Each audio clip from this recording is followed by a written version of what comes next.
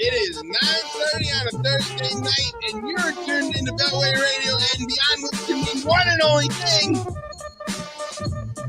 This is ChipChat. Hey! Welcome to ChipChat, everybody. Welcome. I'm good for you, Des. You just told them. There it is. There you go. I still have to look at the wall. Yeah. I was studying it hard.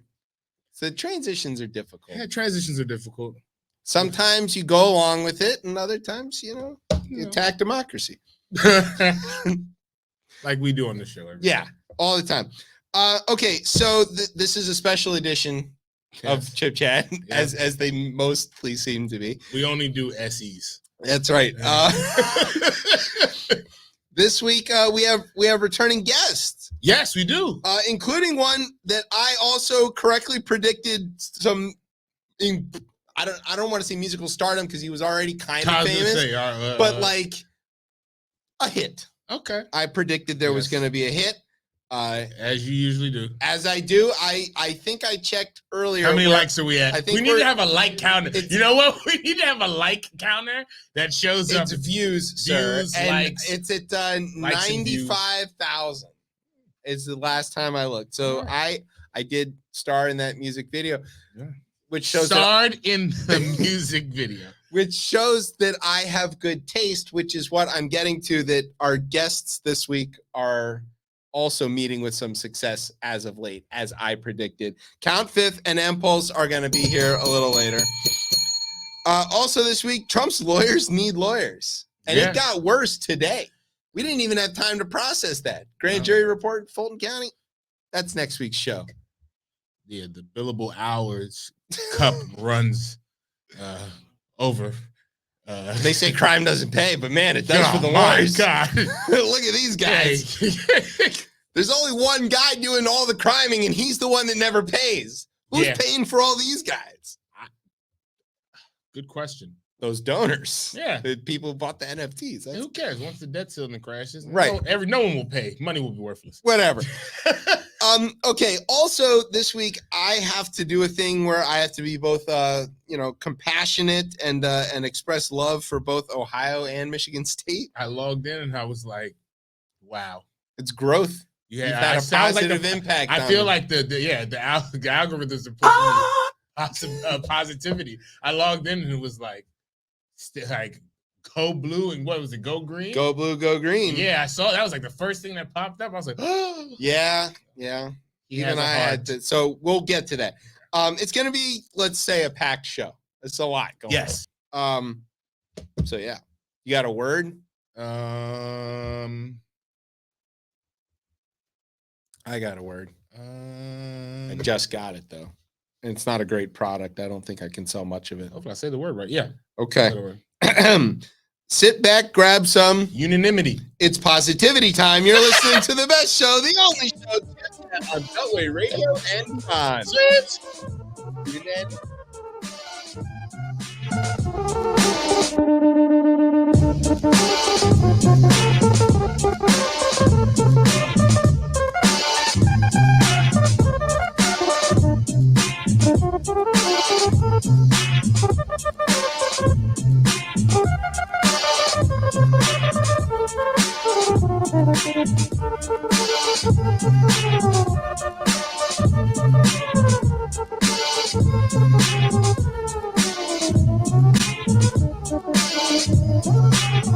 And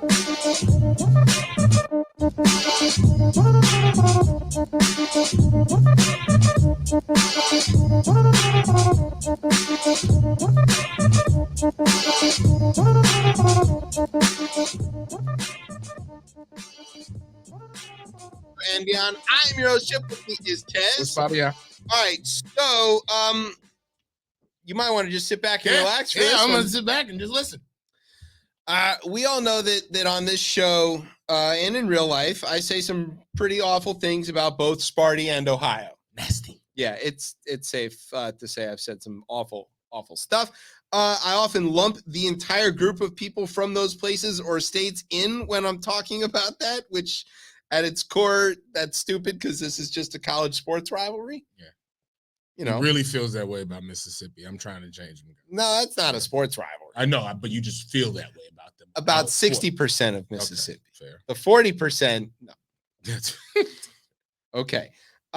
Anyway, I'm meaning to say this to establish my credentials that this is hard for me as, reflexively to do, but I'm not a terrible person. No. I'm close. Semi-pro at being terrible. There you go.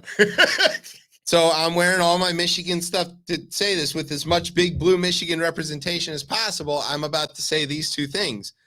To the people of East Lansing and the students, faculty, staff of Michigan State, we love you and we support you.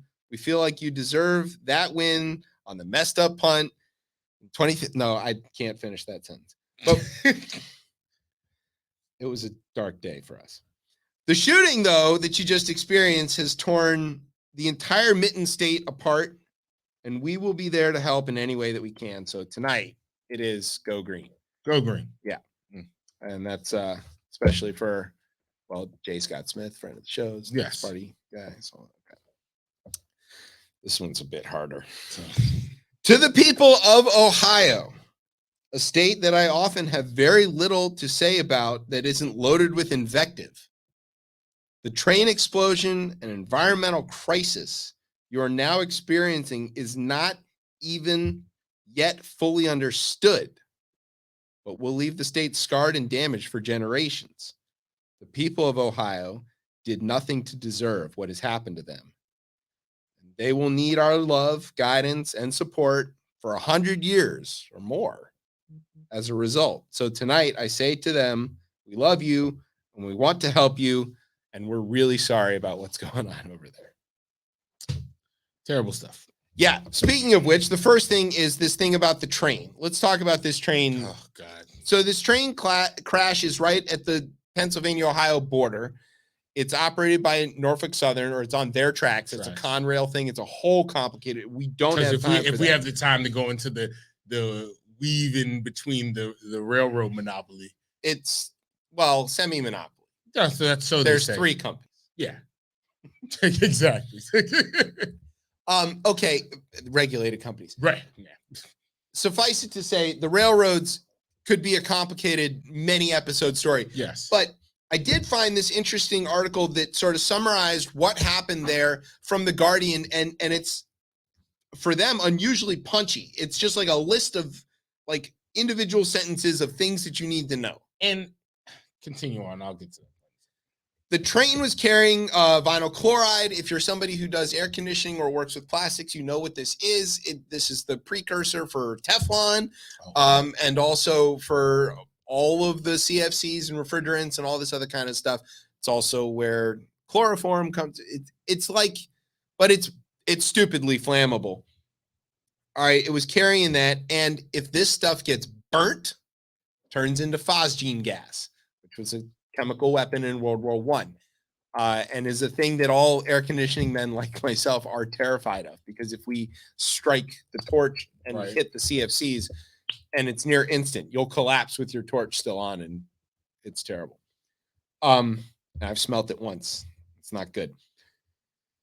Okay, so this thing is burning and it's creating phosgene gas. Yeah. Other really key points. By one estimate, 25 million Americans live within an oil train blast zone. And had the derailment occurred just a few miles east, it would have burned downtown Pittsburgh. This isn't like You know, and if you live in DC, you see the trains run right through the middle of the city. On my way to the studio tonight, I saw one of these trains. I see them often and I hear the whistles all night where I live. They're and also too, it feels like and also I would assume there's a boom of trains moving more of this material since the pandemic and having those issues with like it's not just that, it's that because of the pipeline issues that there's lots more oil and gas on trains. A lot of I see, and you know the one that's carrying it. It's a it looks like a tank, and it's got like all the warnings and skull and crossbones on it. There's a lot of like sulfuric acid that gets because that's how they got to move it. This is happening a lot. They're on the move. And in a general sense, the feeling amongst most people, myself included, was, until I read this article, that rail travel for freight is really safe. Because you never hear about. Maybe it was. Apparently that is not the case. It's not. Ineffective oversight in a largely self-monitoring industry that has cut the nation's rail workforce to the bone in recent years. And it puts up record profits over safety. They put profits over safety, but they are putting record profits up. They're responsible for the wreck, said the Amtrak locomotive engineer and a former worker on the Norfolk Southern, which is who owns the tracks. The East Palestine, because it's Palestine when it's in America, apparently, wreck is the tip of the iceberg and a red flag. Mixing metaphors. Good job. He's the secretary of the Railroad Workers Union. That's a mouthful. Jesus Christ. All right. So it's a nonprofit labor group that coordinates with the nation's rail unions. Quote, if something is not done, then it's going to get worse, and the next derailment could be cataclysmic. In fact, there was one in Michigan this afternoon. All right. There's a lot of chemicals on these things, and they have these derailments all the time because they have cut all of their workers. We can go back to a show that we did in December 1st.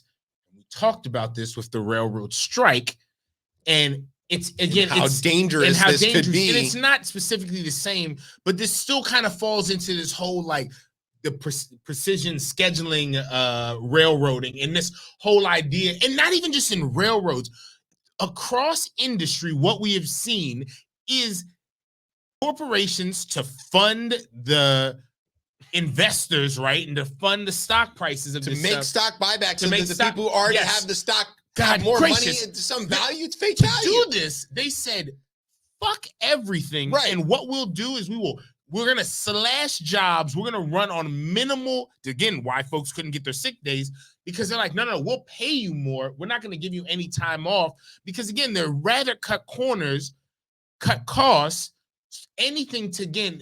But they didn't do it the way that, like, if you remember in the 90s, that it was all this like downsizing. Right. What they did was they convinced the population writ large that this sort of just-in-time idea applied across staffing and goods and fuel and everything else is a good business plan, and that we have the technology to make it not a problem. We can innovate our way into this. This is what we've always wanted. Everything we've always had was just slack trying to achieve this. That's what they convinced us all. You can't innovate having people walk the railroad, checking the actual tracks, doing maintenance on the actual engine itself, the train engine. The lack of maintenance on everything in this country is appalling. It is, and it does. Bridges, this is another one. Dams. Everything is on like. Again, this is a house of cards. What was our infrastructure bill? How much was it? It was $1 trillion? Triple it. Right? Like, we're so fucked. Whether it's Southwest, whether it's everything is on shaky and like precarious, 60-year-old technology. Yeah, it's bound to have issues. And again, the 911 system went down in Alexandria this last week. Unacceptable. Yeah. That's just simple and plain. It's just unacceptable. And again, the way this story kind of trickled out also didn't feel like the enormity of the story felt like this should be running 24/7. I can't believe I had to go look for this. Yeah, it's not even on the front page of the paper. Like, this is a not story. And when other incidents like this have happened, I forgot where I heard this at, but like the cancer rates in those specific areas, like well, quadruples. they already called this a super fund. They've already went and tagged it to the super fund. So they're gonna. But they can't be out there telling everybody that they're categorizing it super fund and also telling everybody that it's safe to drink the water and it's safe to breathe the air. No. And I know what they're doing, and I'm not gonna be one of these conspiracy idiots or whatever. But their interest is in being. It's always what it is. It's not just the interest in like keeping things calm or whatever. They have to stay technically correct. Yes. Or all of the rules and regulations mean nothing. Right. So if the regulation says it's got to be this ppm or this ppb or whatever, like the concentration is, in order for it to be labeled harmful, they can't fudge that number. And that doesn't mean that it's not harmful. It doesn't mean that it's not harmful below that. Exactly. It's that's what the regulation says. Would all of the scientists and all the people monitoring this, would they all, like, as a human being, admit that this is not safe? Yes. But the regulations have to stand, because then you're going to get in some other situation where somebody tries to do it intentionally and say, look, we're within the regulation, but you guys fudged it, so that's not even real. And then, and again, this is a country for the corporation, by the corporation. Like, it is that simple. And half of the another thing here is that half of the country is trying to make excuses for the disaster while also blaming the Biden administration for allowing it to happen. They're trying to tell everybody that the trains aren't socialized. Like, it's not a social, like these trains, it's not that. We don't own the trains. Well, we kind of own the tracks. We own it kind of, but again, we kind of rent the tracks. Yes, it's not like. But the rail workers who could have been the ones to prevent this are not nationalized. It doesn't work that way. It doesn't work that way. So it's just really unfortunate, because things like this really shouldn't happen in this country. Jay Vance was on telling everybody that EPA should be focused on the clean air and the clean water, but they're so busy fighting environmental racism that they can't help the people of Ohio. Get the fuck out of here, dude. Like, this is all this. I'm unfamiliar with the specific locations of these areas, but I would venture to guess that it's either I venture to guess that poor people are more 100%. They're on the tracks. That's who lives on the tracks. Obviously, right. Yeah, within any proximity of the tracks is always going to be. Yeah. That's what they do. That's why the railroads are where they're at. In a lot of, I mean, some cases they have to follow like the natural topography or whatever. Yeah, right. You know? And then it's you along a river. The people live along the river. Like, oh, okay, I get that. No, like when they need to put a railroad through someplace, they find a poor place and they put that railroad through. Yeah, just like they do the roads. Same thing. Yeah, because who's gonna fight them in court? Yeah. How many Aaron Brockoviches are there? Not enough. Not enough. It's interesting here. These are a few more points to this, but like there was a rule change regarding the shipping of liquefied natural gas, LNG, that basically reduced some of the regulations and said they could use, less good brakes on their cars and all that stuff. That was a Trump regulation. Biden hasn't gotten rid of it. They could just discretion it away, executive order. They didn't do that. No. I mean, you wonder sometimes if some of these things, like, I don't know, if they keeping them on, it's serving their administration in some way. But that's not an oversight. No. Yeah, no. Exactly. It's because.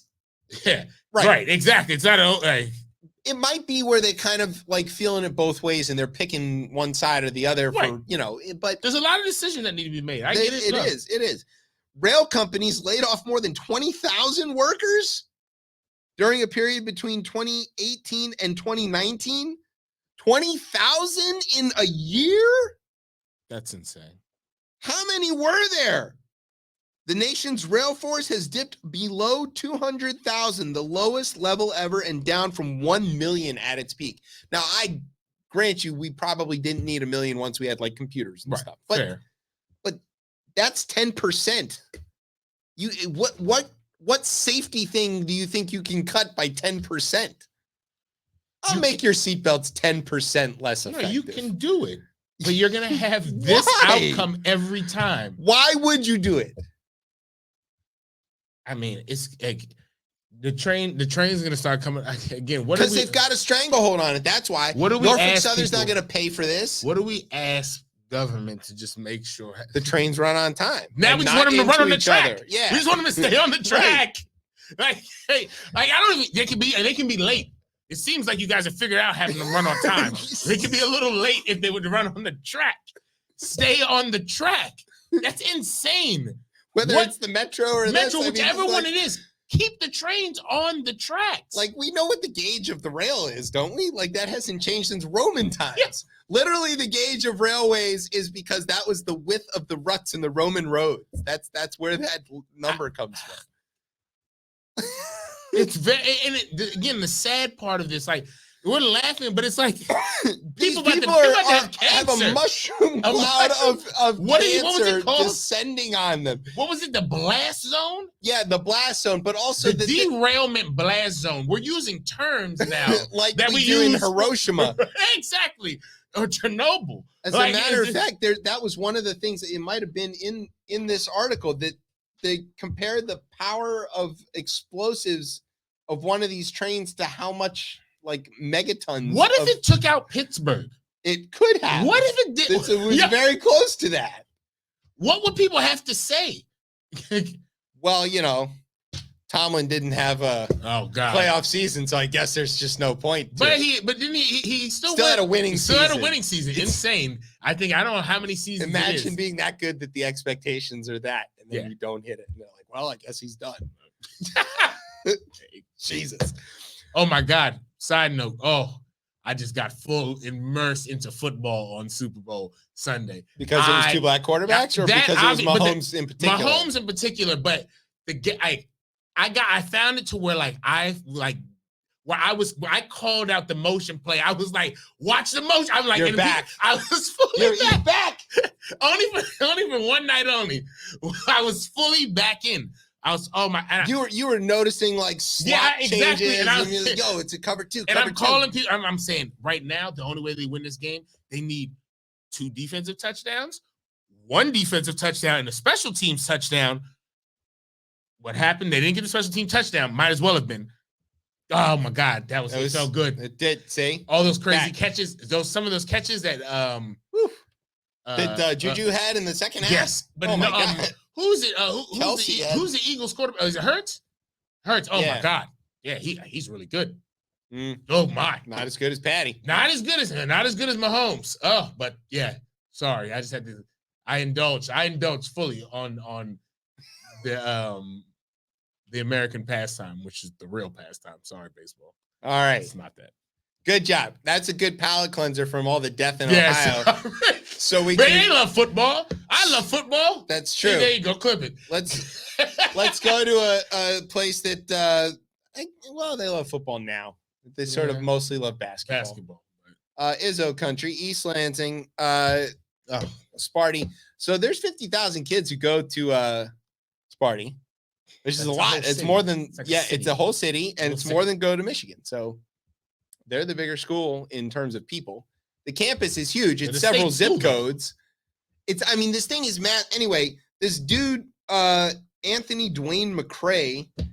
Why do they always have 3 names? Or it's just the only time you hear anybody's middle name? That's exactly right. They're throwing every name out there. Got it. 43-year-old had mental health issues. He ran in there with 2 9mm and shot a bunch of people. Killed 3. Shot 5 or so others and scared the hell out of the entire state. And this guy, he had a lot of ammo with him, and apparently he had some list of other grievances or something. But when the cops confronted him, he shot himself, and that was how that went down. I don't know. What do you want to go? You want to know what the story here is? That one of the kids there had already lived through a mass shooting in her high school. In Parkland. One of the kids from Parkland was but there was another one also from a local Michigan. God. Yeah. So right, of course, because it's not. The kids are so used to these mass shootings that they're like counting them like merit badges. And I don't know what to say about this guy shouldn't have been able to legally purchase a gun. He did legally purchase both of the guns. He had all kinds of issues that the state knew about and various other, but because of the way the gun laws are written in all these places, that didn't stop him. What am I? Can I? Brian's got Please go. thoughts. I mean, let me collect mine and figure out what. Yes, yeah. I'll give you time. I don't know if you been following this story about Ed Reed being let go by Betham Cookman over conditions over there. Well, he got let go from there. Yeah, he got let go there And- after like 3 days well- after being hired, so to speak, because of the fact that he filmed. Because he technically wasn't hired yeah, yet when technically it he happened. wasn't hired, but he was officially hired in a sense, but by name only. But anyway, the point was when he was going through the campus and filming what was going on there, and he saw like there is supposed to be, the place is supposed to be gated, but there's a hole in the gate. This kind of reminds me, this is the situation I feel fear for things like that. It's like, how did this guy get on campus? It's an open campus. I understand that, but the State school, thing right? is, to me, it's like, you got to have some checks and balances somewhere. Because I go through Maryland, I do see checkpoints at Maryland. I do see them. I haven't been. Yeah, but you can I haven't- walk But you can around. walk You around. can walk around I College know Park. you can walk around. I know you can, easily walk around. But I know there's checkpoints. I mean, look at College Park. GW. I mean, it's like Yeah, the campus is the GW middle of the middle city. of Like the city. True. it doesn't have any But gates. what my point of what I'm saying is for a guy like this guy who full well does not belong there. How would you know? He's a 43-year-old dude with a bald head. I mean, he could work there. He could, be visiting his kid. Like, how would you know? Yeah, I think what these mass shootings are becoming so frequent that I think all of us are, in a sense, searching for answers. Yeah, we're looking for anything. There's Here's the perfect. there's no answer. Get rid of the Here's goddamn the guns. answer. Because The true answer is what either they do it statewide or they do it federally. It's one or the other. Well, it has to be federal. No, it has to be state. I think. Initially, I think it has to be the state. It has to be. Because here's the thing. The unelected 9 already said it, right? They said we can't do anything about it. Right. I understand that that's the case, but you end up with the system that we have now, this patchwork. So like, and it just leads to this dumb comparisons. Oh, well, Chicago banned guns, but look at all, because it's right next to fucking Indiana. Come on now. It doesn't have any rules. And then for all the years, they would be like, well, DC and Maryland banned guns. It's right next to Virginia. Until like 3 years ago, we didn't have any rules either. Right. And all this stuff, the only states that could have any benefit of like passing statewide laws are ones that are huge geographically, so that the like ability of people to easily cross a border into a neighboring gun friendly state is nixed. That there to me is the problem. It is just like, look, if one state blocks it, they can easily go to But those perfect next example has states, been those firecrackers. It's like Maryland and firecrackers for I don't know why. So you just go to PA. They can go to PA or they can go to Virginia and buy truckload and bring them back. So it's like, hey, we can. So that's why you need national policy. The problem is this patchwork just makes this event, and it doesn't even matter. The guy legally bought the guns. Of course, yes. That is all part and parcel of the same thing. Is it like, why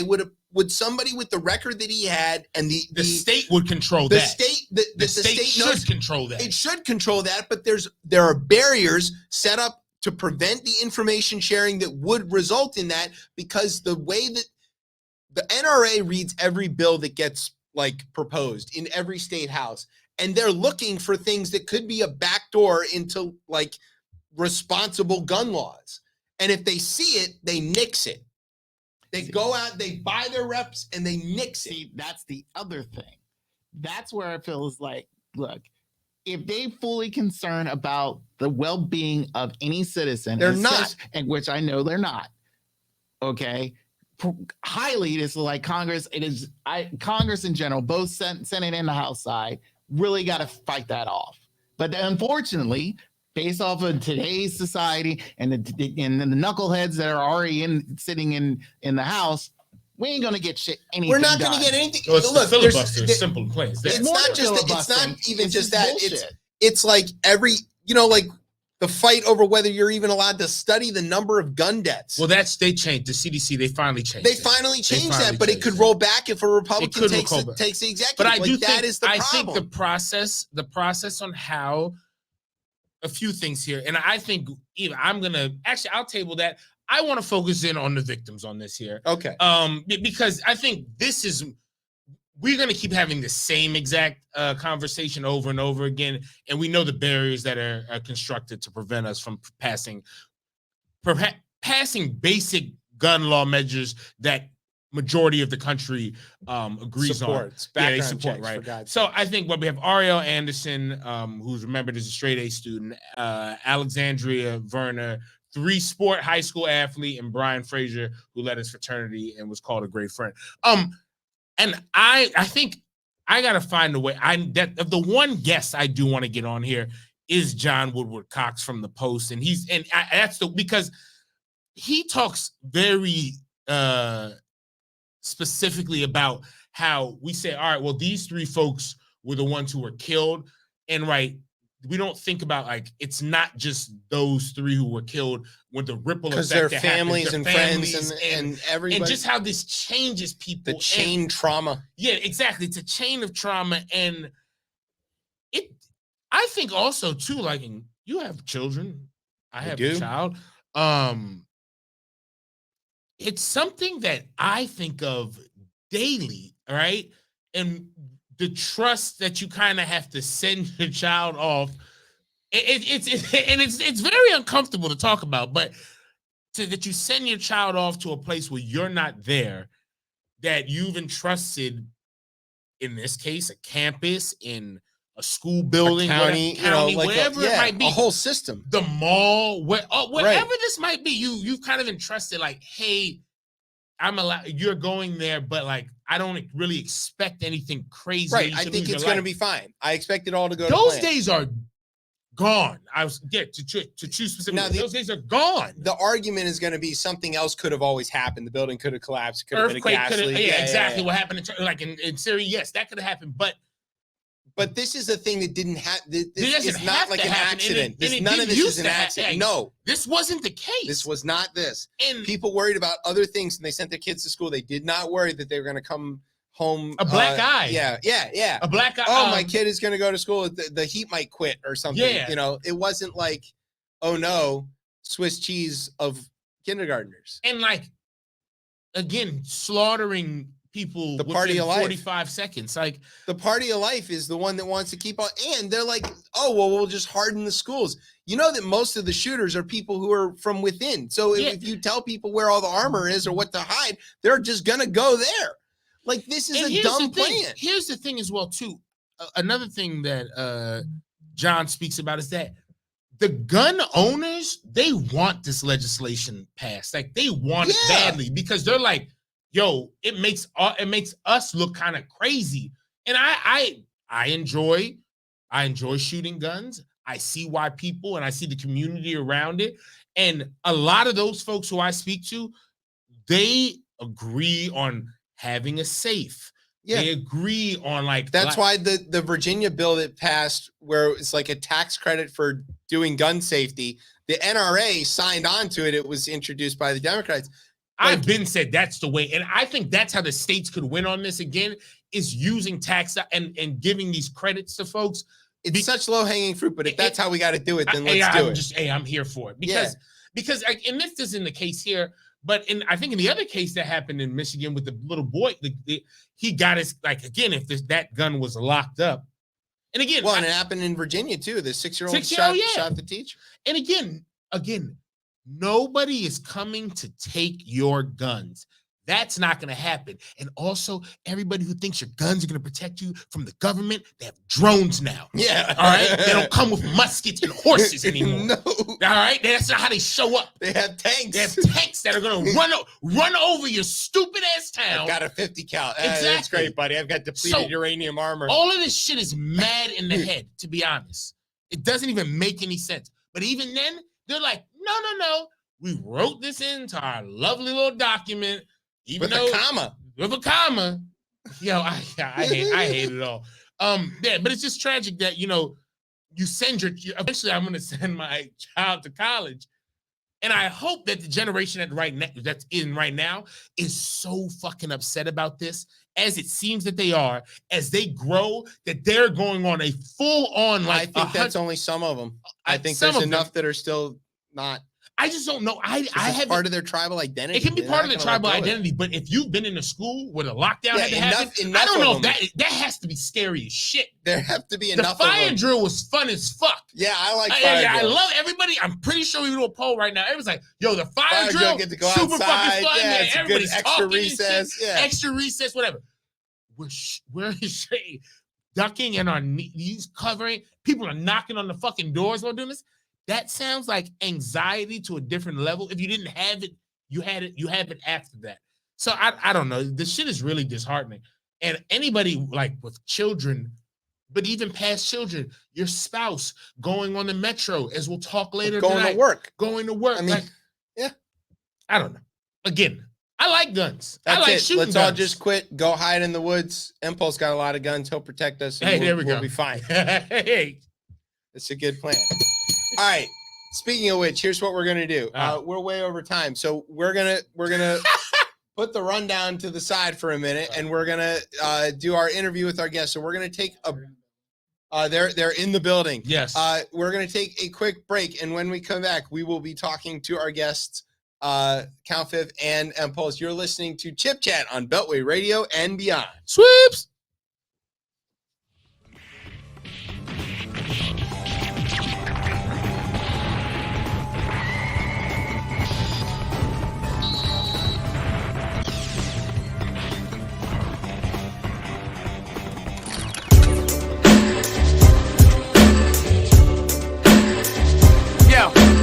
Storming me like Normandy, normally the right shore. Fortified formation, formulating what you fighting for. Wasting your resources on a pride war. Life or death, stop my stride, sure. Try me, I'm a prize horse. Storming me like Normandy, normally the right shore. Fortified formation, formulating what you fighting for. Wasting your resources on a pride war. Life or death, stop my stride, sure. Try me, I'm a prize horse. You can visit, welcome to the jungle, rumble, shooting biscuits. Spy on what you saw, to the law you become a zoo exhibit. Lying on the floor cause you denied your right to bear arms. Tonight's the night you stare on, to the light so bright and there's God. Look, don't feed the animals round here, no need for cannibals. The avenues will famish you, put you 6 feet and vanish you. I close one eye and I arose in the clothes of the pharaoh. But I ain't need no gold for the arrow. I pointed up to the clouds and the joint is up in my mouth. Anointed clubs in the south, enjoy this blunt with the crowd.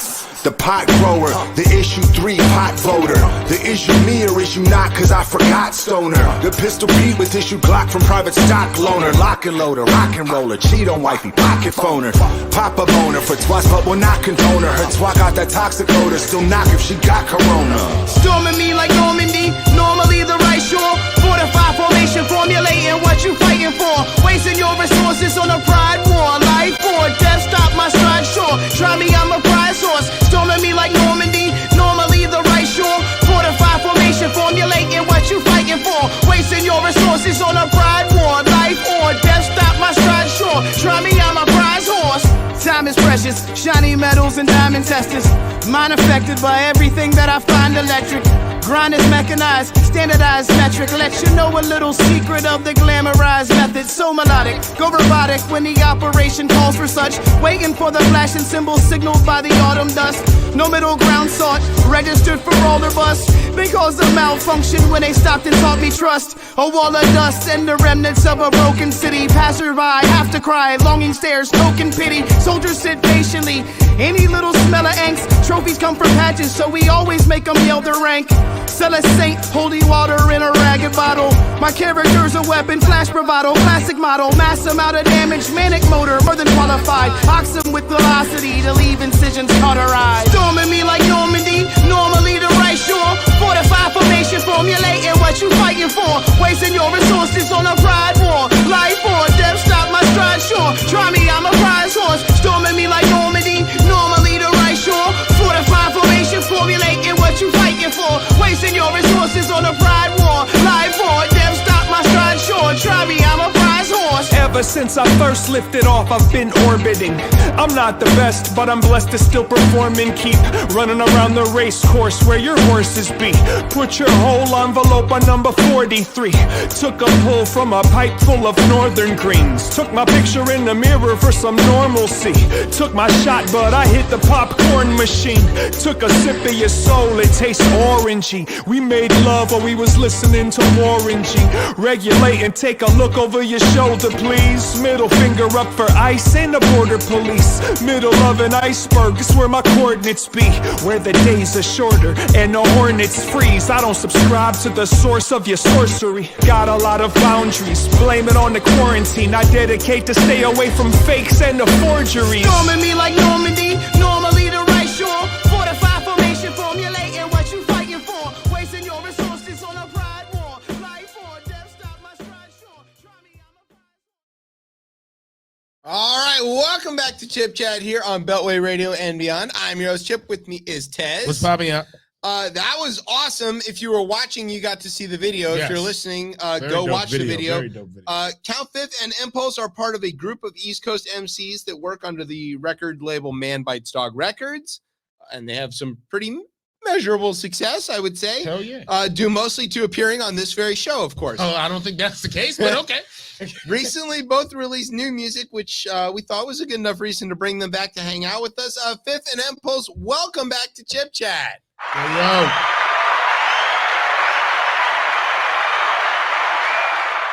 What's popping up? Gentlemen. Peace. That was all right. So, before we get to all these questions, you want to ask the question about the video? Oh, you want to start right there? Yeah, I want to see if I'm right. Well, that's all you care about. Yeah. Right? Fellas, I see that the video's in the record store, Impulse. What is the record store? Where is that record store? That was shot on location at Records and Rarities in was it Springfield? That's my record store. Yeah, there you go. You I got know it. it. Yeah, I knew it. You called it. I asked the question and That's during where the I break. go to buy the record. All right, there That's you it. go. You got it. All right. I Good job. believed you. So let's start with some basic stuff.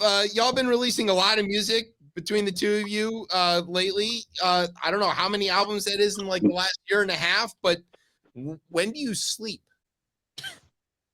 Not much. Is that your bed there, Impulse?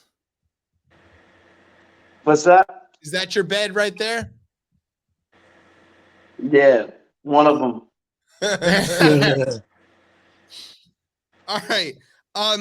So Impulse, your new record, it's Astronaut Visions, which is it's a cool title. If you had the chance to blast off into space, would you take it? And if so, would you ride on one of Elon's rockets knowing that Tesla steering wheels just pop off? That's a good question.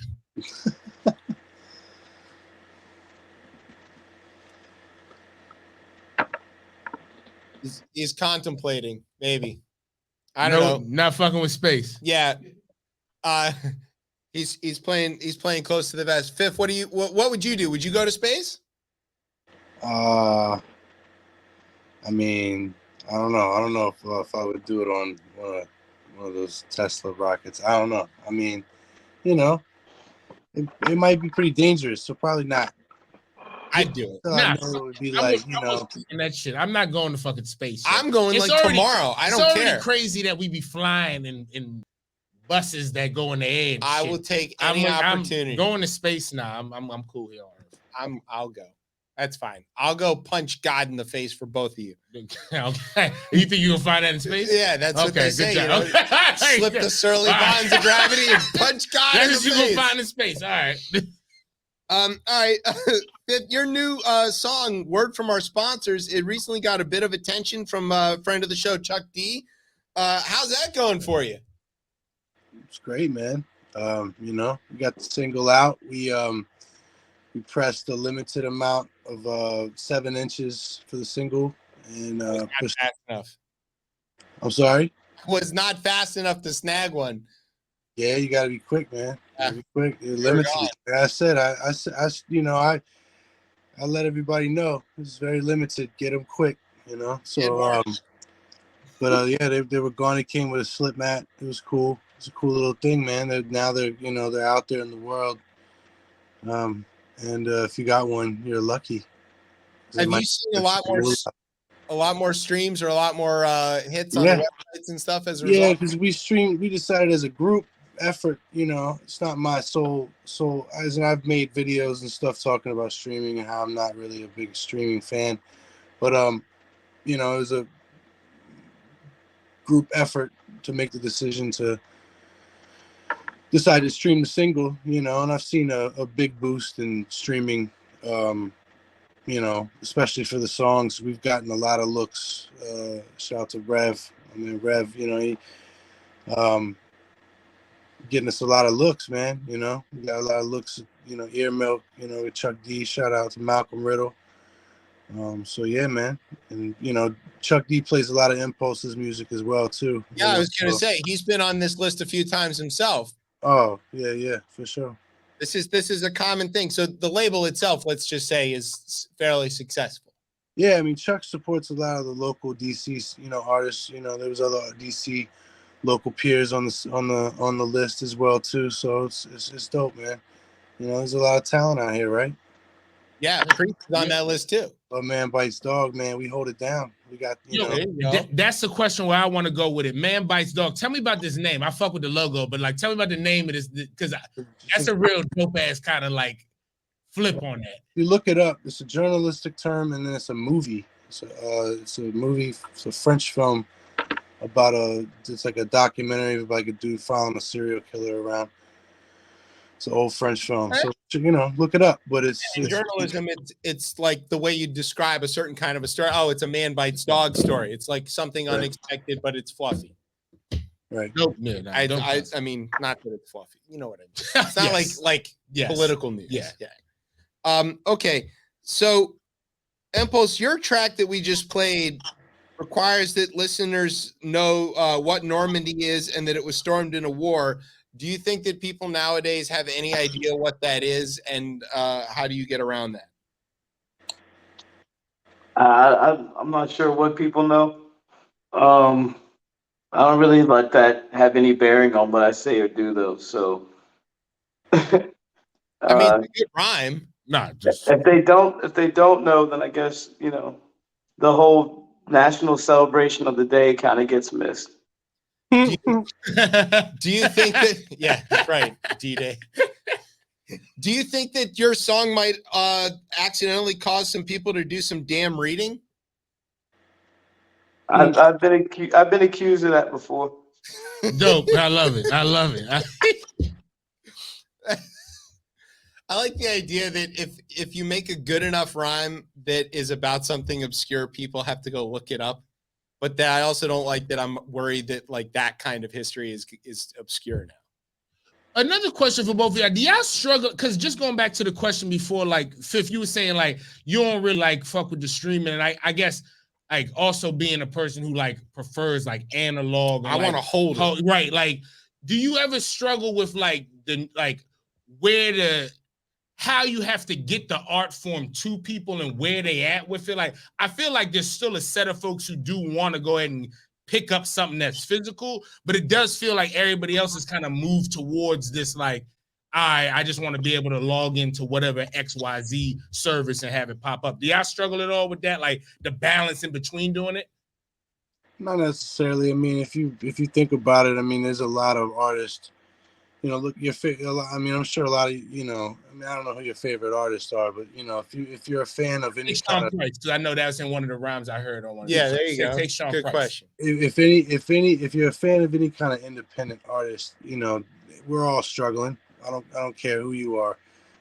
There's a lot of rappers that have second jobs, and there's a lot of, you know, artists out here that are not, you know, it is what it is. So you got to look at that kind of. That kind of, you know, you just got to look at that, and then you got to compare it to like, okay, yeah, you're getting looks on, you know, streams and whatnot, and people are finding you and whatnot, but you're not seeing money from the streams at all, you know, and obviously, you know, it's the whole goal is not just about money, obviously, but we've been doing this for a really long time, man. We've, you know, there's you deserve to be paid for your craft. Our art is not, you know, there's people that get paid hundreds of dollars for their prints. Yes. Okay, prints. This is prints of art. They may drew it one time and then they print it up and sell it 100 times. I can't make a beat one time and then sell it 100 times for $100 a piece. Right. Like, why is, I mean, like, at the same time, it's just music as an art is valued way less in the dollar form, and I don't think that's fair. There's a lot of high art out there. Music is high art. Yes. It changes, I ain't got to explain it. You know what I mean? I mean, you don't have to convince us or probably any of our listeners. I don't have to explain it to anybody. If you know what I'm talking about, you know what I'm talking about. This show tends to feature artists who are not on those, giant systems or whatever, and that we're interested in their independent art. And Yeah, it's great. It's great. Let me tell you something. It's great if I can get people to find me and go to Bandcamp. Because look, the problem, the other disconnect with this is you can go to Bandcamp. I know it's another website or app or whatever, but you can go there and stream the music there for free. It also gives you, another platform to find other artists. So we used to go to the record stores and we used to dig for new music, find new music by digging. It's the same thing if you're doing it digitally. You're digging, you're digitally digging.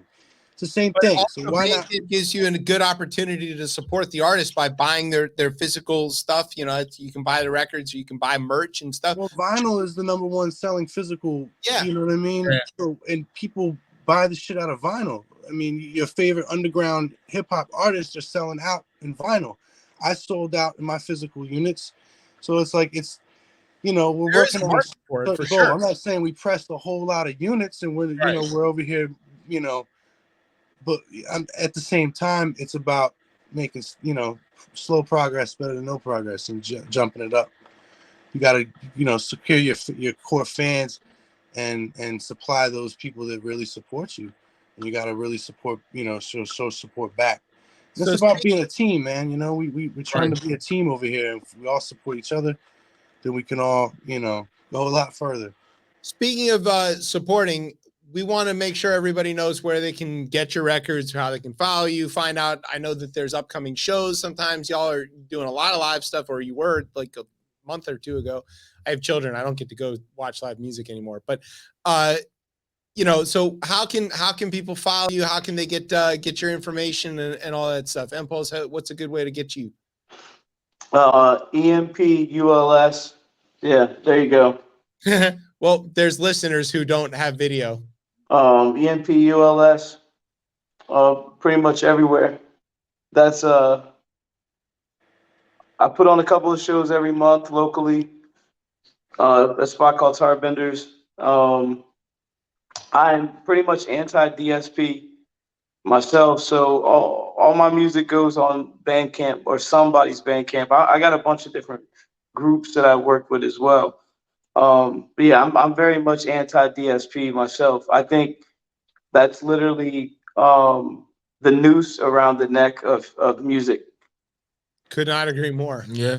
Yeah. That immediate access means you don't have to earn it. You don't have to be concerned with it. You don't have to care anymore. There's no liner notes. There's no need for nothing. It's strictly consumer. It's microwave meals now. So yeah, man. Exactly. I still do merch. I was actually meant to wear one of my shirts tonight, but I just didn't do it. But I still. All right. We're going to point everybody the links and all that stuff so that they know where they can go get the merch too. Cause you want to have cool stuff. Yeah. We always have some sort of merch just because we're from that era as well. Card table and some t-shirts and hoodies. Basically. Yeah. Basically. All right, Fifth, where's a good place everybody can get your music and stuff? Bandcamp, we assume, but what's the Bandcamp? Right. You can go to the, obviously at Count Fifth, KOUNTFIF. But all the music that comes out with Man Bites Dog is on the Man Bites Dog Bandcamp. We kind of consider it essential that all the releases come out on the label's page. You know what I mean? It gets the most traction for everybody, and it's a joint thing. You know what I mean? So, right. We've got music obviously on Spotify. You know, the new single is out. You can stream it everywhere. So, you know, You can go watch the video, which I think we're gonna play on our way out.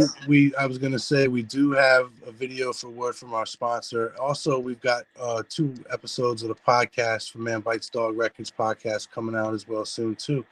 So keep those out. They're gonna be on YouTube for now, on our Man Bites Dog YouTube channel. So keep that out. We got a lot of stuff. There we go. All right, fellas, we're gonna play the video while we go hit a break. We know it's a school night. Empos, looks like you got to get back to you know, kicking ass and taking names. So we'll let you go back to pumping iron. Well, I don't know what they do in the gym. I don't care about that. He's just taking every metaphor you can I find. don't know. He's doing sports, but it doesn't involve a ball. That's the problem. I'm good on the sports ball. He's good on the things that aren't ball. How do you know? Because I know the guy. He doesn't do the sports ball. On that note, I guess I'll have to take us out. You've been listening to Chip Chat on Beltway Radio BR. Thank y'all, brothers, man. We appreciate y'all. Thank you. Always appreciate y'all.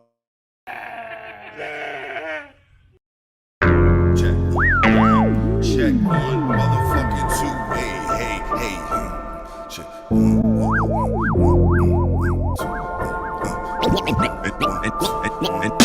And now, a word from our sponsor.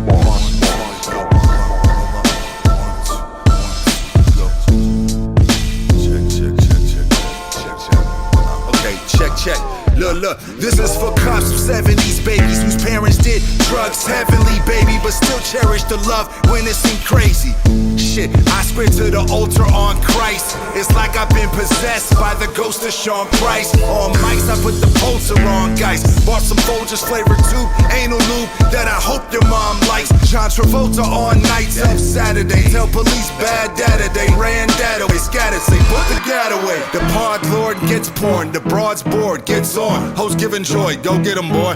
Foghorn, leghorn. Look, I do the voiceover for Morgan Freeman's life story. And torturing demons, my glory. Transformer more than meets the eye, Maury. Our Father writes stories like our arthritis is our author. Life stories type the scar readers from our horror. Get ripped apart in the dark by the monster. And now a word from our sponsor.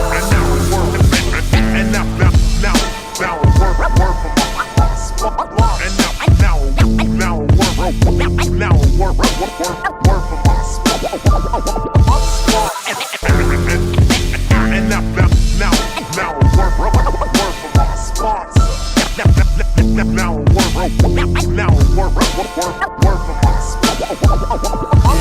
Cause I'm a 70s baby, born out of wedlock, an infant warlock, straight stone like a bedrock, and all these men are just cremated equal. Lifeless people giving birth to a prequel. We're creatures like tarantulas with wings and ripping apart MCs like fucking string cheese. I'm not dead, cause I'm not done. I got 6 livers working together as one, but in the veil of good news, my eyes are cosmic, a karmic comic, sick liquid vomit. Humanity is like a broken record. It's one that I ignored till I explored the reward, because the music is hypodermic. Don't read the comments. Comparison culture kills positive content. Man, I'm strong, I'm tired of being wasted. I'll crack a tall can and laugh it in their faces. We got the tickets to the afterlife concert. One more encore, a word from our sponsor. And now it works. And now a word from our sponsor. And now a word from our sponsor. And now a word from our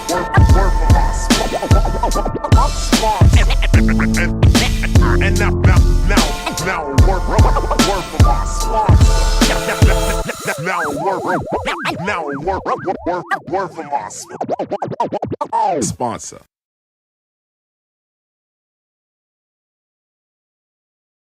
Oh, welcome back to Chip Chat here on Beltway Radio and Beyond. I'm your host, Chip. With me is Tez. What's popping up? That was a word from our sponsors by 3 Chillers, actually, featuring Count Fifth. Yep. Our guest who just we finished Dope a shit cool on both of interview those with songs. both Really him dope and shit. Impulse. Yeah, go check it out. Man Bites Dog Records. Go basically anywhere you can find it, but go get it at Bandcamp. Yes, because that's the way to support real artists. To be honest, what Bandcamp does is actually really dope. Actually, It's a good way to do it. All right. Now we've come to the part of the show called The Rundown. This is where we're going to tell you about some stuff that's gone on in the news. There you go. Thank you. Yeah. All right. We mentioned earlier that Trump's lawyers need lawyers. Here's why. Ugh. You know that thing about attorney-client privilege? Dude, we heard a lot about that. Yeah, unless you're criming together. And in this case, it seems like the special counsel who's investigating Trump's handling of classified documents wants to talk to one of the lawyers. If you're a lawyer for Trump, aren't you criming together? Yeah, basically. I mean, Michael Cohen showed us that, right? Yeah, except now he did his time, and now he's out like spilling the beans on everybody. Yeah, all of them. All of them. All right, this one involves a guy called Evan Corcoran, Jack Smith, which is the most badass prosecutor name you've ever heard. Yeah. It's like Jack McCoy, but even smithier. Jack Smith. So he asked the judge to allow them to basically subpoena Evan Corcoran and compel some testimony out of him without having to give him the fifth or whatever, because he doesn't have no privilege. Why? You want to know why? Tell me why. Because he's involved in the crime. Sucks. And so attorney-client privilege doesn't matter just because one of the criminals is a lawyer. Yeah. You still was criming together, and all that conspiratorial conspiring, it's coming up, or he's gonna squeeze it out of him. Null and void. Yep. So, and the reason is because Christina Bobb, that was the other one. She was the lawyer who signed off on the thing about, oh no, we gave away all the documents. They're not even here anymore. Or whatever, that, signed the affidavit to the FBI. He's not even the president anymore to help. Why? I don't know. Why would you go? I don't know. I don't. Yeah, and he doesn't pay, which is another thing we're about to talk about. But his friends. Okay, so when Christina Bobb got kind of squeezed, she was like, "Yeah, Evan Corcoran told me to do it," and she put the finger on him, so he was criming. No privilege now, buddy. Yo, see, this is funny because I seen this. This happens with like little kids. There was a bunch of little kids, and they mobsters, were like little kids, and Donald Trump. Little kids were like, "Hey, you question me like, I didn't do it." It was like, "But your friend did it," and they'd be like, "That's not my friend." Yeah, right. Yeah.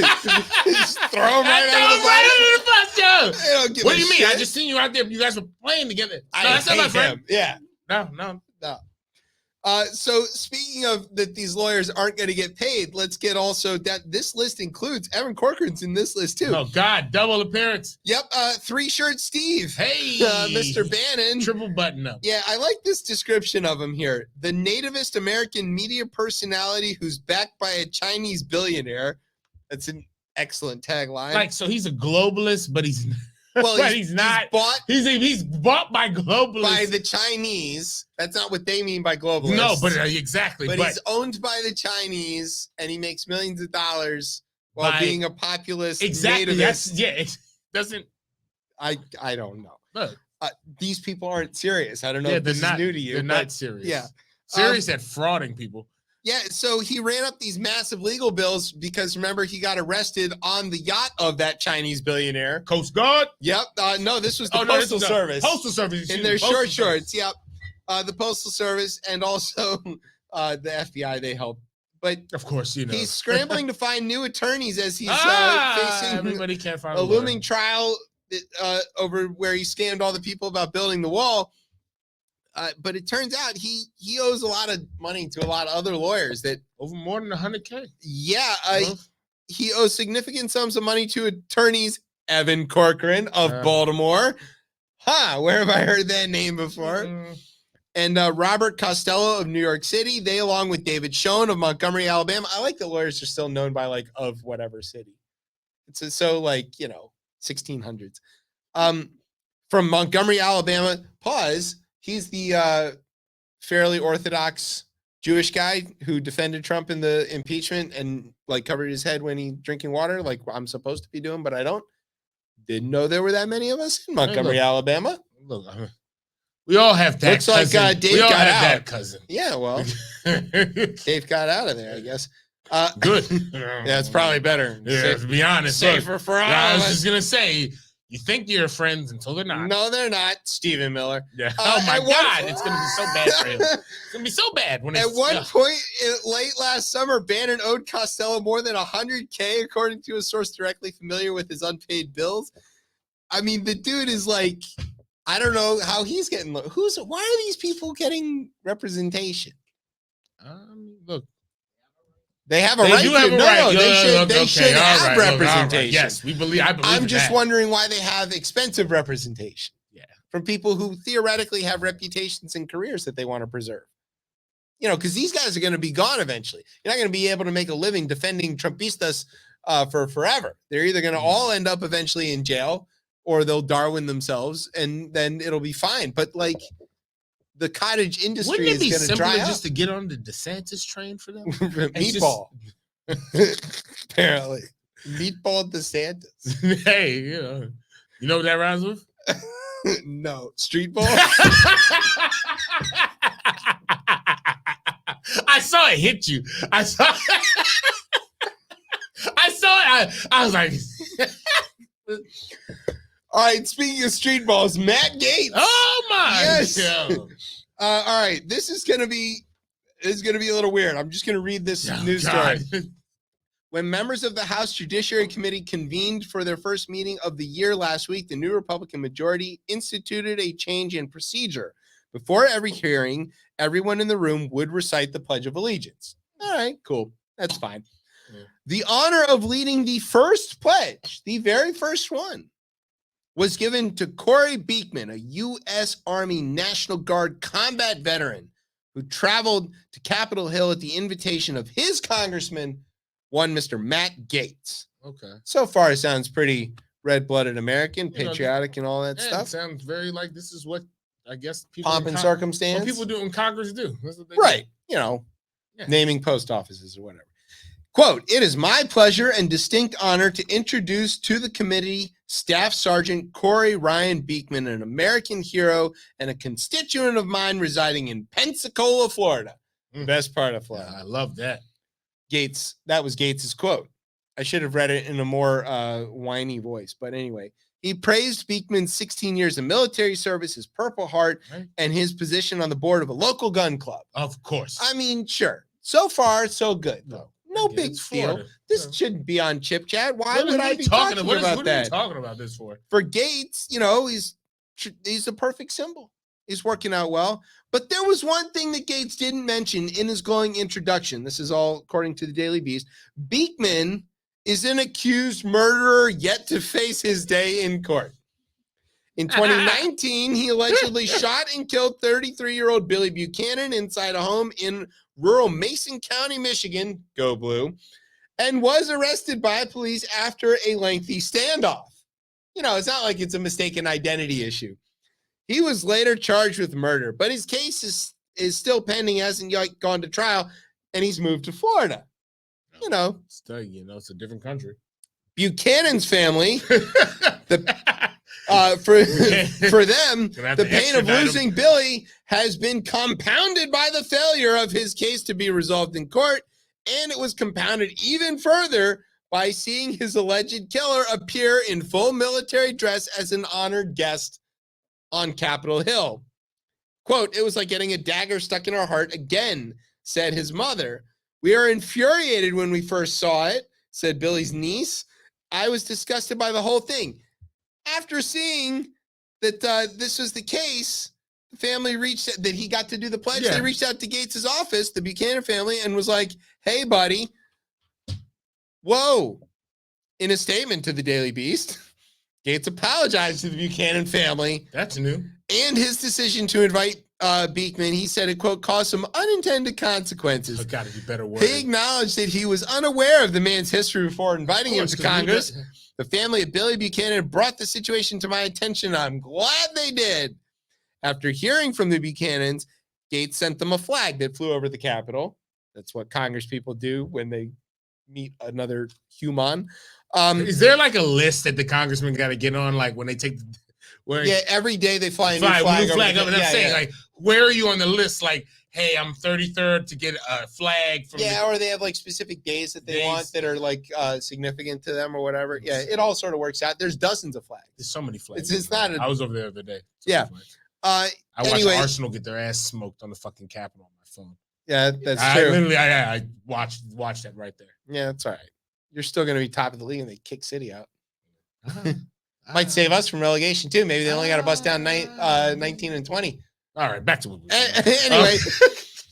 Gates said he was sorry. He sent his condolences. And he said he was sorry for the pain that he caused, which is also a first for Matt Gates. Hannah Buchanan told the Daily Beast that the family appreciated the gesture, adding that Gates' chief of staff had called her directly and was very apologetic. He has a chief of staff? How the fuck did this happen? There's a chief of staff. How did this happen? The chief of staff failed at his job. If you have a staff, that's what I'm like. Does Google. he have the staff? Does he have the same staff as the railroad people? That's not a staff. There's no staff there. Like we learned from Twitter actually 2 weeks ago, and this is an unconfirmed rumor, that Mr. Gates and his chief of staff are a little closer than just work partners. Oh God! And that remember, because he adopted that 19-year-old boy that was his like adopted son. I'm not saying this is true, but there is a rumor going around the hill that Mr. Gates is a little grabby with the fellas, including his chief of staff. Unsubstantiated. Came from a blue check also, mark. Too, doesn't mean anything anymore. When he killed 33-year-old Billy Buchanan, is Billy Buchanan black, white? What is he? It's hard to know. I don't know. That name is Buchanan's Irish, but it could be anything. I don't know. I'm gonna guess he's white. I'm gonna guess he's white. Yeah, because it's in the story. Yeah. Why else if he exactly. kill a black guy? Yeah, right. It would be it. So again, everybody kills. That's true. They're close to. What? Everybody. You mean people mostly know the? Yeah, they usually kill. So and also all the black on black crime and all the. Isn't most crime committed by people Hispanic who know crime. each other? No, there's white on white crime. Too. There is. Did you not see January 6th? Oh, Mike Pence. You know he's legislative branch now. What? That's his defense against the subpoena that they want to know about what happened on January 6th while he was presiding over the Senate. So anything that he did or said that day is protected under speech and debate because he's in the Senate. No. That's no. First of all, that's the argument you make back when the vice president was picked separately off. Like that's the argument you make. It's not only that he made the opposite argument that he couldn't be subpoenaed by the January 6th committee you're in the because he's executive branch and separation of powers precludes that, and it needs to be executive privilege. Both sides. So he's managed to, Well, he'll declare sides. Himself a Supreme Court justice next week. Who knows? Okay. The fly knows. They're fine. You know who knows? Mother. Man, That's who you subpoena. Mother, do you recall the day that the mob tried to hang your husband? Yes, I do. And did your husband's boss tell them to do that? Oh, yes, very much he did. Yes. No further questions. You know who wants Trump's testimony? The Proud Boys. This actually came out this afternoon before we were able to get this into the print. Which ones? The ones in Florida? No. The ones that run the Miami. Your cousin Enrique. Oh, God, yeah. And his buddies are on. He's legit in Afro-Cuban. Yes, he is. It's very. You're probably related. This is nothing hurt. The only thing that hurt more was Lee Malvo being Jamaican. Right. That is the only one. That one still stings so much. All right. So the Proud Boys, including cousin Enrique, are making the case in court that they didn't do the stuff on January 6th. Well, that they did it, but that they were told to do it by Donald Trump. And they're making the case that they want to call him as a witness in their defense to say, nah, we didn't do it. He told us to do it, so it's okay. Oh, so they think they're going to get him to come on. Okay. Well, yeah, right. Yeah, you think you're going to be the one. It's that thing with the little kids again. Yeah. They made a motion in court to say that the government needed to subpoena Trump on their behalf because at the time that he did the thing where he ordered them to do the stuff, he was in the government, and therefore he's the government's responsibility. Now as want a help witness. from government? They want help from the government, to subpoena the former president to come and absolve them of doing the thing that he told them to This do. is the crazy thing about this wild ass place that we live in. Everybody thinks like, oh, we're gonna go against this and they're taking our freedoms and all this type of stuff. Look at how much freedom these guys had. But when it gets They're down using to the it, court when it system gets for this down shit. to it, everybody goes and screams and yells for the government and the Constitution to get everything they want That's done. right. And it's just so ass backwards. Like, I don't know. Good God. They're anti-government, but they're also the party of law and order. Yeah. But the police is the Gestapo now, or the Yeah. FBI. FBI is the, Yeah. Trump had a good time on the truths. It's. I'm literally starting to lose it. I don't like even the get idea that he has like his own like fake Twitter where he just shouts No, at of nobody. course he does. Yeah. No, not to nobody. To some folks. He When it's, still spells everything wrong. you know what though? I bet that runs better than the actual Twitter. Yeah, I'm sure it does. You want to talk about? I bet well, that. Well, we're doing. it's not in there, but No. Yes. Oh, about him being upset at Biden. Yeah. And, yeah. We'll do a quick test talk on that part there. 44, not million, $1 billion dollars. and he fired 80% of the To staff. fire 80% of the staff for a private company. So you're not even doing Home Beholder, just Right. stockholders. No, Also, you could go and tell somebody, I want my tweet to be the highest one. you could, but he's not, and he's losing Twitter fights to other people, Yeah. and he's blocking people. Yeah. Look here. I've never seen this shit ever show up on mine, except if someone retweets him.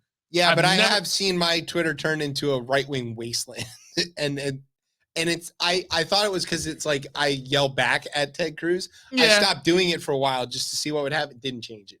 It's still like that's just all there is. I can't even search for I it. see nice stuff on mine now. The limited amount of time I go in there, I seen your nice tweet to extending a I tag you. to hand to the Michigan State vote. I see.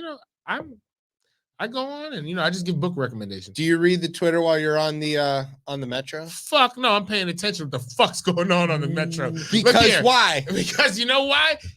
Look, the Metro, I'm not going to say it's not safe, but you probably should keep your head on a swivel. That's what I'm going to say. This is not the way we used to. This is the way New Yorkers and Yeah, people it from wasn't. Chicago talk about their subway, but this was never the way that people in DC talk. People would take naps on the Metro. They read the paper. Like they'd be face covered by the paper. Let me tell you about, there's been a few times in like coming out of like Anacostia Station where I have fell asleep and ended up at West Hyattsville and ended up at Greenbelt. Now, this is when I was in high school a long time ago. But like, again, and this is like on a Saturday night, like late, back when Metro ran till 3 in the morning. Yeah. But now I stand up, I make sure my back is towards and again, it's because the reasons that I see are that a lot of folks is on drugs. It's gotta be. No, a lot. As I sit on Metro, I be looking like, yo, fuck, motherfuckers are on drugs. Well, we've been through that. Yeah, we've seen that movie here in DC. But here's the thing I'll say though, it felt like the crackheads was a little more in control of what was going on. Like some of them would be geeking out. Folks now It's seem not, like it's not the same stuff. it just seems like they were functional drug addicts back then. Now people just seem to be in a different world, nodding off.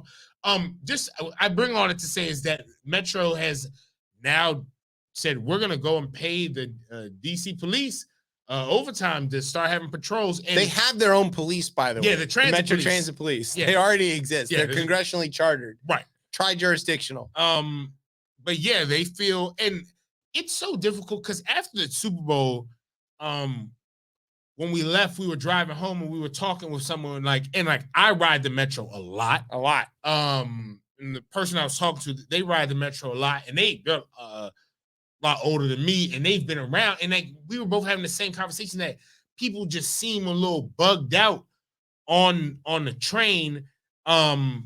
And it's a big, I guess for me, it's hard to say, like, I get why they're adding more police because people are afraid. I But get interesting statistic. Statistics don't reliably prove that an increased police presence on a subway or transit system deters crime. Does it? In New York City, for example, Mayor Eric Adams, who himself was a cop, added 1,000 more police officers to the city subway system to curb crime and give riders a sense of constant police presence. Let's talk about that latter part that But you just the said. That's addition what of it is. officers did little to curb crime rates. According to Bloomberg, murders and assaults increased, as have arrests for more low-level crimes like fare evasion. So it's doing both things. It's not improving the dangerous situation, and it is increased police presence.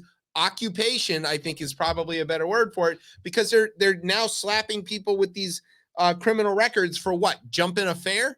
Yeah, I mean, you can. You're only going to carry you- that on your record because you wanted $4.80 only in worth of a Virginia ride? and Maryland, though. But even now, it's like straight to fines on there. But in New York, that is not the case. That's what I'm saying. Yeah. In New York, that's not the case. And like in their transit, in their police and how they operate, I think specifically within their transit, You know exactly what they're doing. yeah. It's an illegal tax. This one here, I don't think it's necessarily. It's not difficult, but when it comes to crime, it's never about facts. It's about feelings. It's always about feeling. It's just about feelings and people's perception of that. I never look at the police and think that they make me safe. I never see them coming and go, oh, thank God. Jesus Christ, here they are. No, I get put more faith nervous in and Jesus scared. Christ. Yeah. And I don't even go to, I would still put more faith there. Me too, and I'm Jewish. Yeah, right, exactly. I would put it right. So I don't look at it that way, but it's hard with whoever it might be. If you're like a lot of folks, like again, a lot of folks who are like the elderly, I see that they use Metro. People are afraid, and I guess I don't want to trivialize that. But the facts, what they bear out is that Putting more cops there ain't going to make any difference, except that a bunch of people are now going to get charged with minor shit. Yeah, and like here's my thing, right? If you choose to do this, you want to go down this route here, like, can they be like kind of how like the marshals are on the plane, like regular ass, just so be like, there quietly, just not be there not quietly being reading a book or some shit or doing something like innocuous, like to the point where you're not like, because there was a time on Metro specifically after 9/11 where the transit was coming on there full on machine tactical guns, gears tactical and all, gear, and it's like. That's where the occupation comes on. That's what it feels like. But also like that the low level enforcement increases, like that isn't making anybody safer. No. That's not the thing. And as a matter of fact, it might long term be making things more dangerous, because now you've put people in a situation where they can't get jobs because they got this stuff on their record. Right. And that cycle and then continues it's and it's a certain class of people, let's be honest, and it's a certain group even within that class that they're going to be more likely to enforce this on. So it all seems to me like we'll increase the drug supply to increase the crime. We'll respond to the crime with increased police presence. We'll use our increased police presence to increase low-level enforcement, which will disenfranchise whole categories of people. And it's going to cost us nothing because the taxpayers are going to actually ask for us to do it. Yeah, ready, go. And Bowser says this here in the article, says, quote, "We know that residents and visitors want to see a strong police presence in our community, and that's what this partnership will allow us to provide." Where? Quote, on the mall, maybe. When police are in the community, people feel safer and our officers can respond faster. Hundreds of thousands of people use Metro. Respond faster. I have a gripe with that shit. The Metro ain't a fast way to get around. But even in general of like the police responding faster, I've seen you've enough evidence where they do not do that. They did respond quick on January 6th in MPD. Yes, but yeah, they were the heroes that time. That was the only option. Time. Right. The only option left. People were crying for help. I think. Yeah. And who was getting affected? Their comrades. Yeah, of course. They were going to defend other cops. Yeah. So I get that one. I think like, and here goes the funny thing here with MPD, which they're gonna scream, and I rightfully so, they're gonna say, well, no one wanted to sign the bill to give us no more cops, and now where do you think these cops are gonna show up from? Where do you think we're gonna where are we gonna pay all this? Yeah. They're paying overtime. They said they're paying overtime. And they ain't put so much overtime. Eventually, you run the force down. They get tired. They make mistakes. Yeah. What happens when one of these overtime cops working a double ends up shooting a civilian or a kid It's going or to be a something kid. on the That's metro, that's it's the going to sad part. happen. It's going to be a You know, kid. and then what are we going to be talking about? Oh, it's too much police presence. We're just swinging this pendulum around. And we all know what this is, though. That's the problem. That it's obvious what this is. Yeah, okay, an increased police presence on the mall, sure, that does affect the tourists. It makes people from Nebraska feel safe, whatever. And they'll spend more money and whatnot. Yeah, I'm with it. Increasing the police presence up towards Glenmont, what exactly is that going to do? I know exactly what that's going to do. Yeah, but it ain't going to affect no tourists. No. Are there a lot of tourists going to the Brentwood rail yard? But the argument's going to be is that when you get to Glenmont, if you feel that it's unsafe, and the thing is so tough for me because I don't feel unsafe on the metro. I also understand that I feel unsafe when the cops are around with big guns and itchy trigger fingers. And especially when I can see in their eyes that they are fucking nervous. Yeah, and I don't like that. Yeah, but another person is gonna say I feel unsafe when there's and like look, the metro be wild sometimes. There be groups of fucking kids smoking.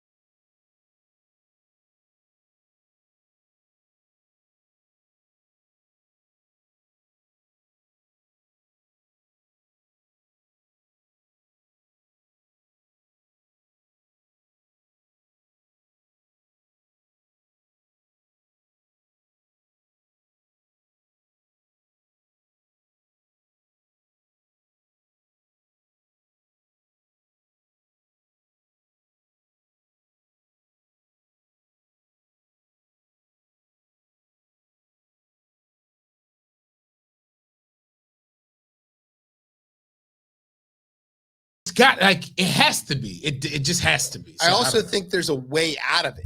Yeah. Like there's other solutions. There is talking to people. I mean, I can't tell you like how many times I've had somebody tell me, "Oh, well, I walked past so and so and he was busy doing whatever and he didn't respond to me and I need you to go talk to him." And I'm like, you could have just talked to him. Maybe as simple as a person walking through the trains and just being like, "Good morning, good afternoon, how's everybody doing? Any question?" And because I take that even so that much from slightly past middle-aged guy on the block who walks around doing that has an impact. Yeah, and I even take that so much from retail because retail, they say like a lot of times with like the crime that would happen there, quote unquote, would be shoplifting. One way you would deter somebody from doing something is look them in the eye, looking them in the eye. Hey, how you doing? Like, right, and you could do that, and you could almost guise that in a different way. It does also actually work. It does work. Addressing people as people builds that trust. It builds that oxytocin. It is a societal thing. There's a reason we have words like good morning. You might have spoke that person off the edge and be like, you know what? I'm tripping out. I'm not about to go and this shoot guy up the said good fucking morning, metro. changed my day. There's also a reason why in a lot of cultures the greeting word is peace. Yes. You know, because just start there. The act of greeting somebody is an act of peace. Yeah. And it just makes people better. Very few human beings want to go and murder each other. That's just not how we wired. would not have beaten the saber-toothed tigers again. Like, we are at our core, in our DNA, cooperative. That's simple. This idea that people are self-interested is bullshit. All the self-interested people got eaten already. Yeah. Those giant fucking birds that ate horses, they ate people too. Look here. Talk to your fellow human being. You might be able to talk to them. Look at these dead ass birds. Right. Speaking of things that should get eaten by birds, Tucker. Yeah. All right. So we like to think that we're pretty good at trolling Tucker. We've got a lot of, Joy's better. She's got the Tuckums thing that's going pretty well for her. We've got Tucker, and him with the, jacking off to the M&Ms or whatever. We are nowhere near as good as the good folks at Mars, because this whole thing, they okey doked us about the M&Ms thing, was a giant troll of Tucker. Now we figured out that, like, okay, why would they take away the M&Ms? Because it's a Super Bowl ad. I saw this commercial. I didn't hear it though.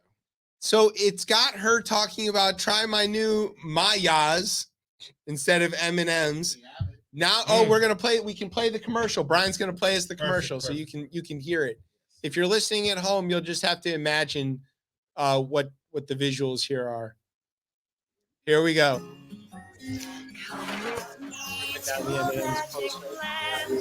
Bite-sized candies filled with clams. Taste the ocean plus some sand. With mine, chewy, chunky clams. Mo and Young's candy-coated clam bites.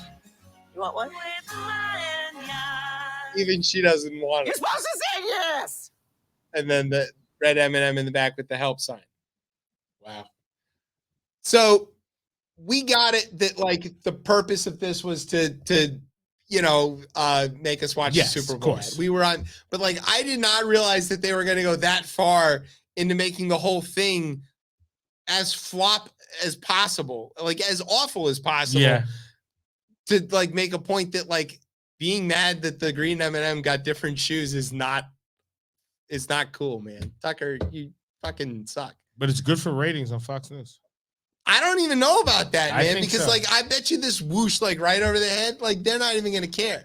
Tucker's still going to be mad about the M&M. But like, what I'm trying to figure out is, is like Meatball going to respond by being like, M&M's is woke, we're going to ban M&M's from Florida?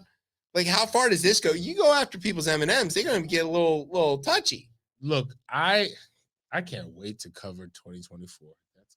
There are states that are. We ain't even talking about the person who just entered the race. There's some we didn't bring that. Nikki Haley? Yeah, we didn't. Don't worry, that. she'll be out of it in a week or two. You know what I'm calling? What?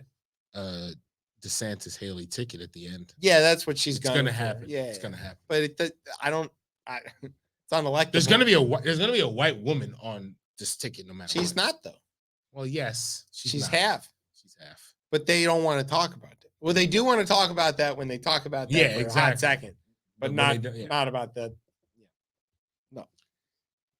Okay, so the point here is that M&M's went out of their way, spent a lot of money on the ad campaign, and including a Super Bowl ad, to basically say getting mad at us for it being inclusive is stupid. Kudos. 100%. And I know Kudos, different candy bar. Yes. But they had I think it's made by. I think it's made by. I'm pretty sure it's made by Mars. I think so. I'm more than certain you're right. You're the candy bar expert. Yeah, I love some candy bars. But way to go, M&M's. Big fan. All right, this one's called "Forget About It." You ever drive up north? Go to New Jersey? I like people from there. You like people from there. It's hard to do that, but it's true. Some people do. My Guinea Mike Tirico blood, Yeah, right. Who are you not related to? You check too many boxes. It's really bad. I got nothing. Look, it's just all of comedy. I'm a world mutt. Yeah, well, yeah, I think we call it human. Yeah. It's like normal. I think it's normal. Look, I like all the mixtures. Yeah. So anyway, New Jersey though. Let's not mix New Jersey into anything. It's dangerous. New Jersey's a What up, place Hoboken? with a lot of roads and a lot of signs. A lot of signs. Because they've got a million of these parkways and turnpikes and God knows what else. So all these signs, a lot of them are technically paid for by the federal government, so they own them, but they're administered by the state departments of transportation. Transportation departments. I don't know. Is it attorneys general? Something around there. Okay.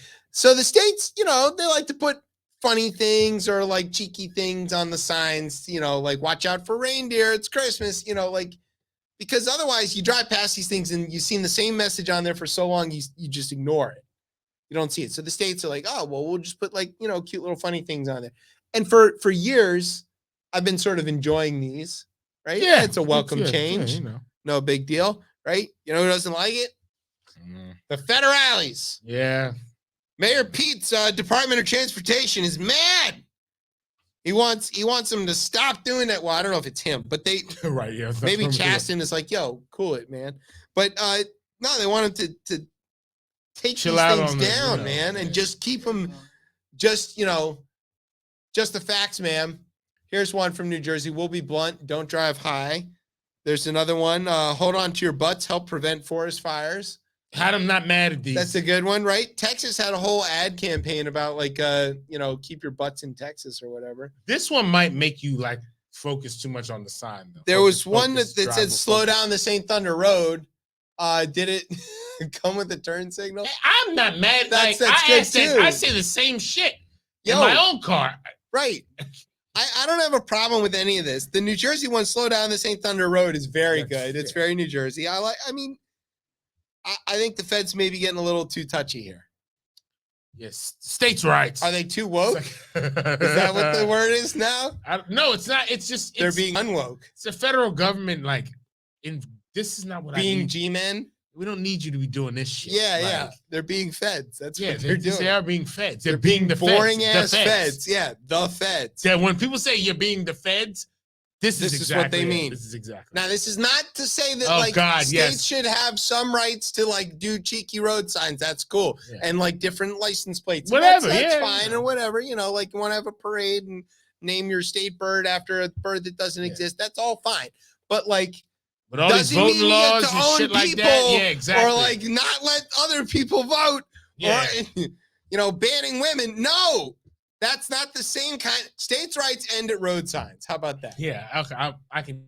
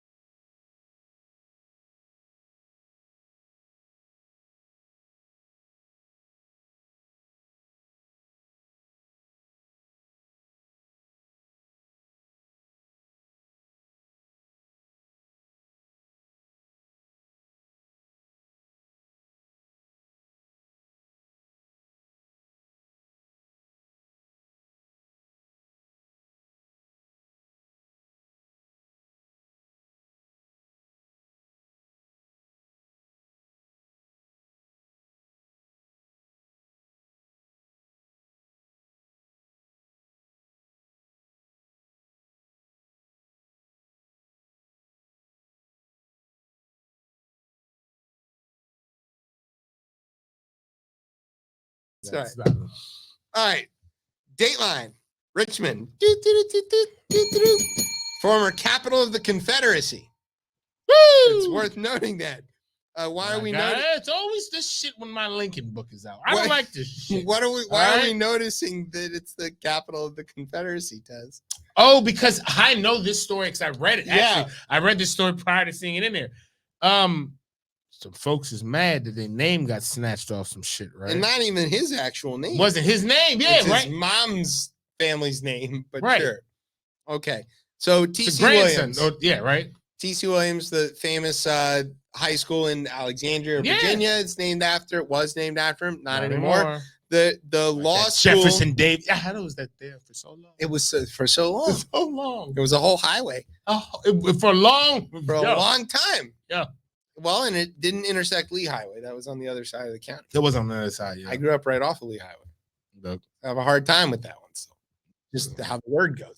All right. Anyway, University of Richmond. I drove south. That's true.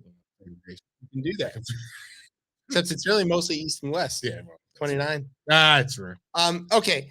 So in any case, there's a guy, his name is Robert C. Smith, who is descendant of T.C. Williams. Now look at him in this picture with his bow tie. Yeah. You can tell he's descendant of a slave owner. Yes, hands down. Southern gentleman. Yep. Yeah. He leaned heavily into that. Could be I'm just joking. I mean, Bobby Lee and all these guys, Stonewall Jackson. Shit, George Washington. Yeah, well, we can go. I'm talking about Confederates. I'm just, not the regular. We've got a lot of them. Yeah, it's a lot of them. I'm sorry about that. We're very sorry about that. Also, like it when the McCain people were like, "Oh no, we were talking about real Virginia, not Northern Virginia." I was like, "I think I live in Arlington County." Are you serious? Like right it now? couldn't be more Confederate in the name of the county. Are like, we talking? What do you know? I just didn't want to vote for your. Anyway, okay. So T.C. Williams owned people, not a thing that you should do. No.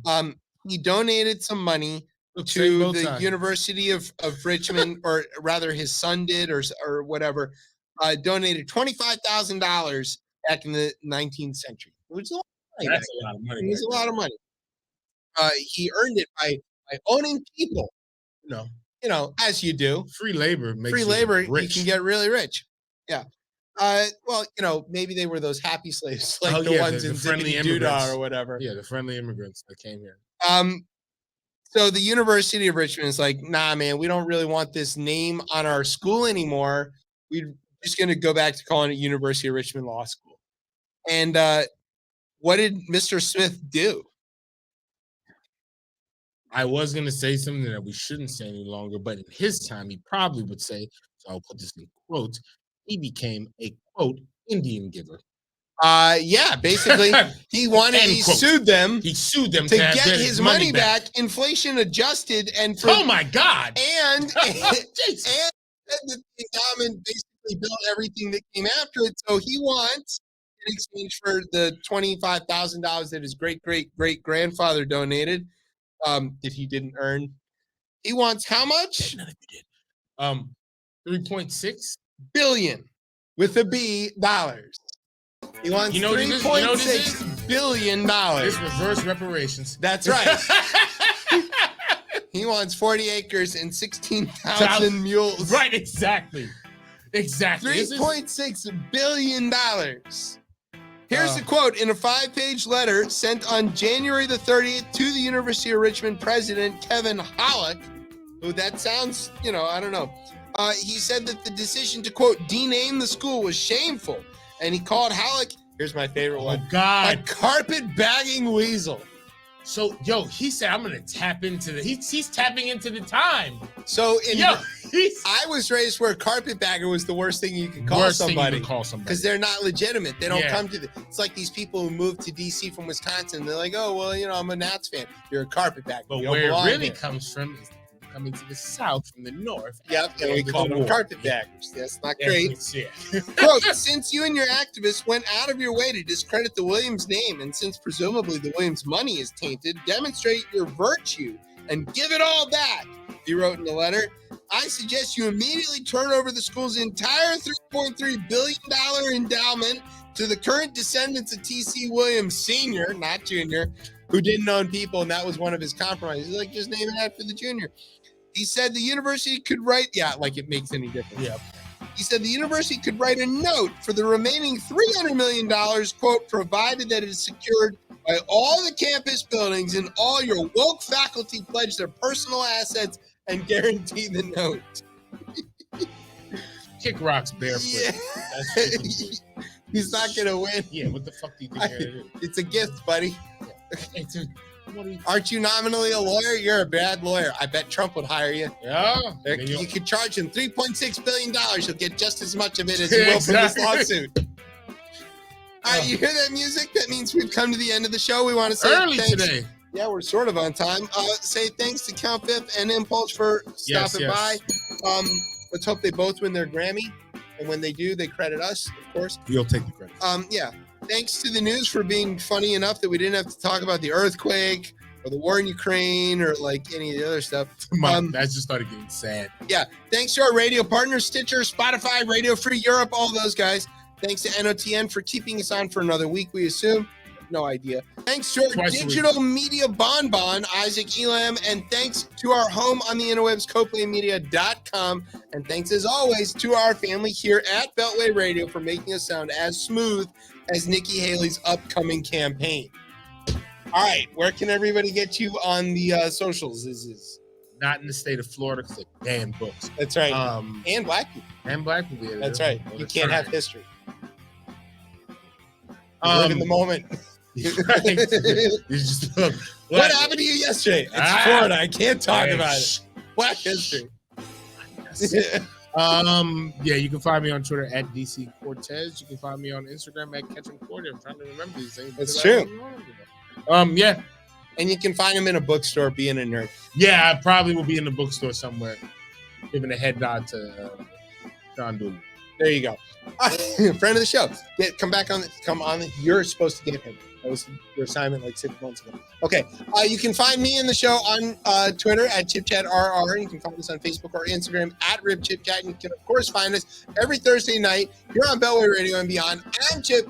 That says you've been listening to Chip Chat on Beltway Radio and Beyond. Street balls.